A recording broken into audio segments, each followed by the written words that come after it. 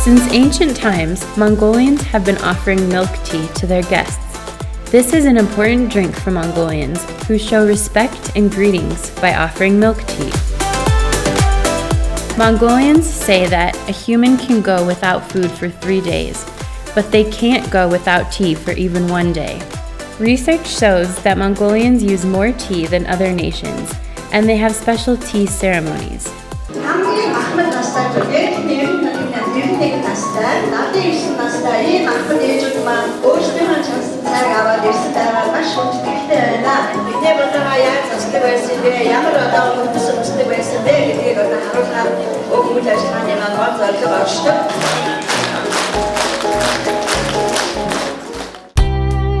In a little town called Bayangal, the milk tea competition is organized among the hostesses every last month of winter.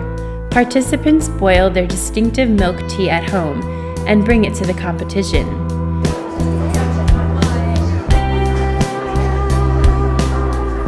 За насуудэр хэд хүрч байна? 91 хүрж байна. Би дандаа байгалийнхаа юмар цайчандаг. Хужир, чар цэцэг, нохоо хошуу, уулын цай тэгээ сүүгээрээс үлддэг. Тэгээд өдний харааны насаж юун тэрийг уугаад.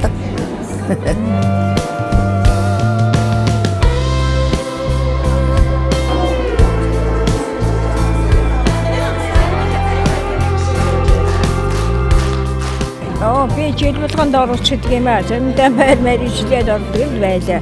Залуучууд ухад бас онцлог байна мэдээ.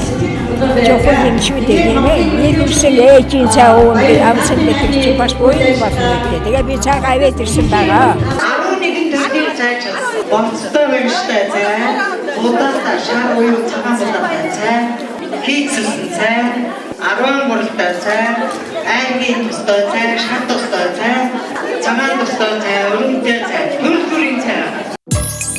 Judges taste the tea and select the best to become first, second, and third place. Special nominations are also awarded. Individuals, organizations, and teams are allowed to compete.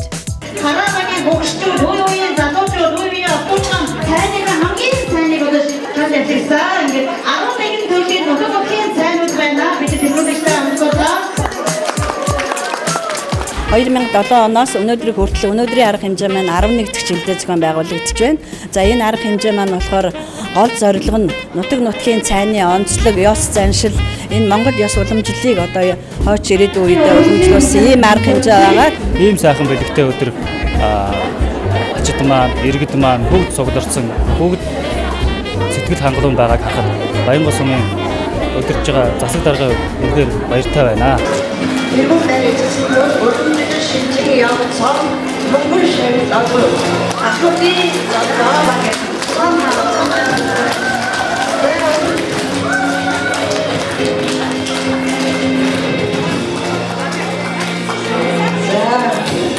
За манай шүүгчд камераман Монгол шавь амьд цэцгийн байглаа шоколадны цуглуулгыг гардуулж байна.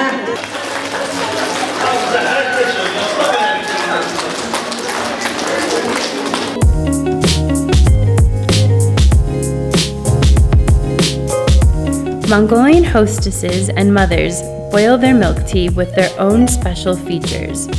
In the morning, the first cup is offered to heaven, the mountains, and nature. In order to prepare milk tea, first you grind dried tea leaves. Put the ground leaves into boiling water, and then add milk into the boiled tea. Let the mixture continue to boil. Mongolians drink the tea from wooden or silver bowls after it is freshly boiled.